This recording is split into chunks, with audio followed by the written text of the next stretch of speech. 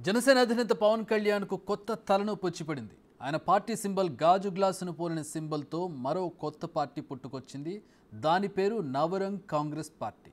జనసేన అభ్యర్థులు పోటీ చేస్తున్న 21 అసెంబ్లీ 2 ఎంపీ నియోజకవర్గాల్లో పోటీ చేయాలని ఈ పార్టీ డిసైడ్ అయింది. కేవలం సింబల్ మాత్రమే కాదు, ఇక్కడ జనసేన లీడర్ల పేరుతో ఉన్న వారినే తమ పార్టీ తరఫున బరిలోకి దించేలా స్కెచ్ వేశారు.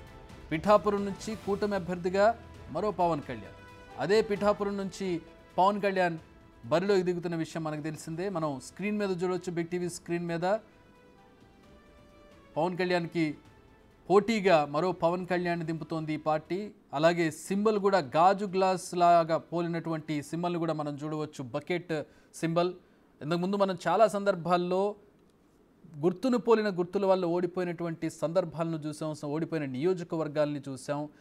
కారు గుర్తును పోలిన రోడ్ రోలర్ గుర్తు, అలాగే కమలాని గుర్తు పోలిన మరో గుర్తు, అలాగే సైకిల్ గుర్తును పోలిన మరొక గుర్తు, ఇలాంటి గుర్తుల వల్ల కొన్ని వందల వేల ఓట్ల తేడాతోటి అభ్యర్థులు ఓడిపోయిన సందర్భాలు మనం చాలా చూసాం. ఈ నేపథ్యంలో ఈ గుర్తులు ఏవైతే సిమిలర్గా ఉండేటటువంటి గుర్తులు చాలా అంటే పాపులర్ పార్టీలకి, ఏవైతే ప్రజాబాహుళ్యంలోకి వెళ్ళి పోటీ చేసేటటువంటి పార్టీలకు ఒక తలనొప్పిగా మారాయి. ఇక్కడ కేవలం గుర్తు మాత్రమే కాదు, అదే పేరుతో ఉండే అభ్యర్థులను ఆ పార్టీ పోటీకి దించుతోంది.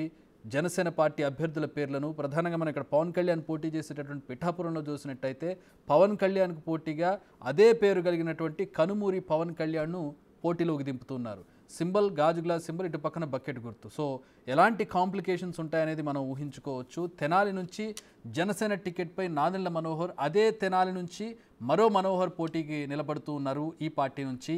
మచిలీపట్నం ఎంపీ అభ్యర్థిగా జనసేన నాయకుడు బాలశౌరి దిగుతుండగా ఆయనపై మరో బాలశౌరి పోటీ చేస్తూ ఉన్నారు. ఓటర్లను కన్ఫ్యూజ్ చేయాలన్నదే ఇక్కడ అసలు వ్యూహంగా కనపడుతుంది. మరి వీరి వెనక ఉన్నది ఎవరు, ఇలా పోటీ చేయించడానికి కారణాలు ఏంటనేది ఇంకా తెలియాల్సి ఉంది. పిఠాపురం నుంచి 2 పవన్ కళ్యాణ్లు, తెనాలి నుంచి 2 మనోహర్లు, మచిలీపట్నం నుంచి 2 బాలశౌర్యులు పోటీలు చేస్తూ ఉన్నారు.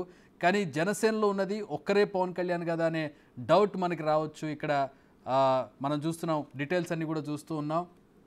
కేవలం గుర్తును పోలిన గుర్తే కాదు, పేరును పోలిన పేరుతో సహా ఇప్పుడు ఓటర్లు కన్ఫ్యూజ్ అయ్యేటటువంటి పరిస్థితి మనకి ఈ నియోజకవర్గాల్లో ప్రధానంగా జనసేనను టార్గెట్ చేసి కనపడుతోంది.